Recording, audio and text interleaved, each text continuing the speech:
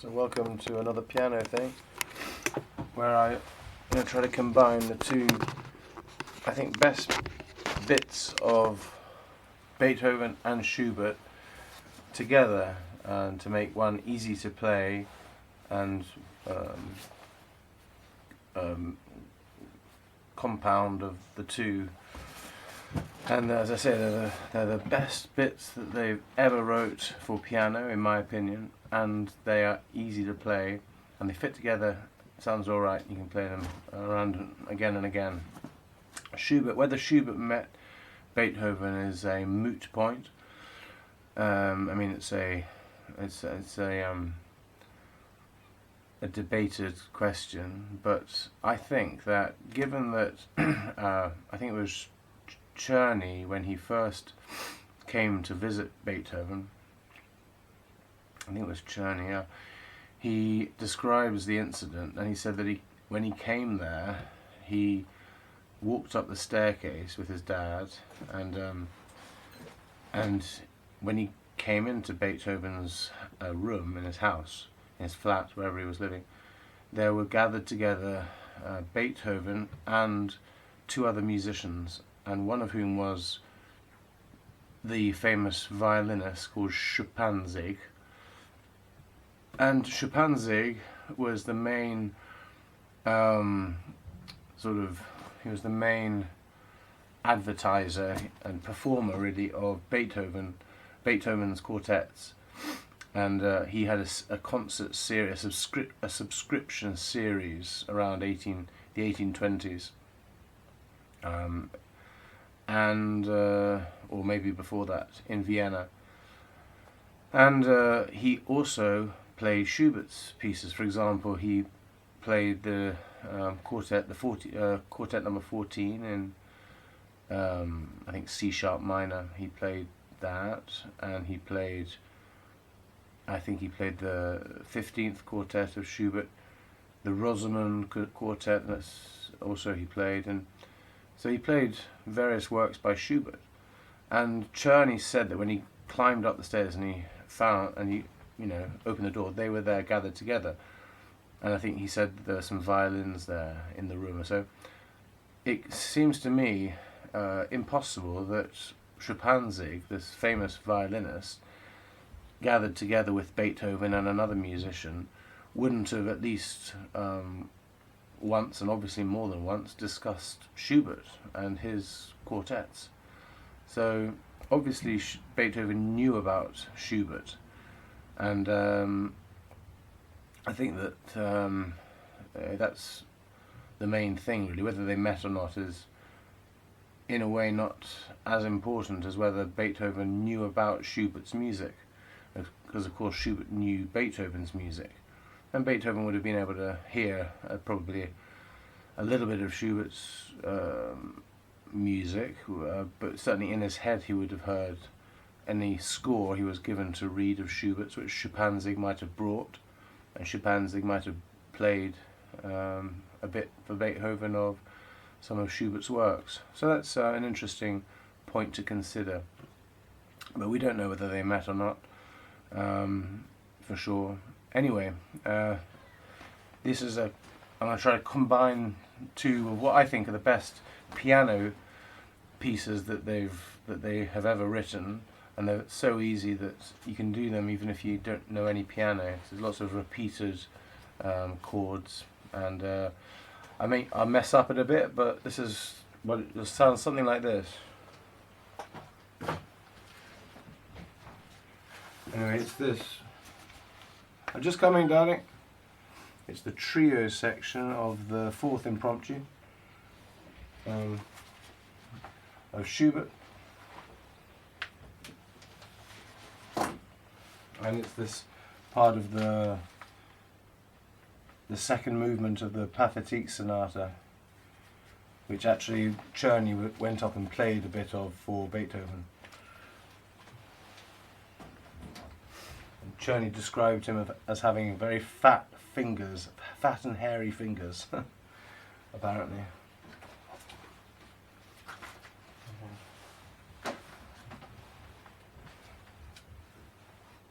So I'll start with the Beethoven and then go to Schubert and then Beethoven, Schubert, Beethoven.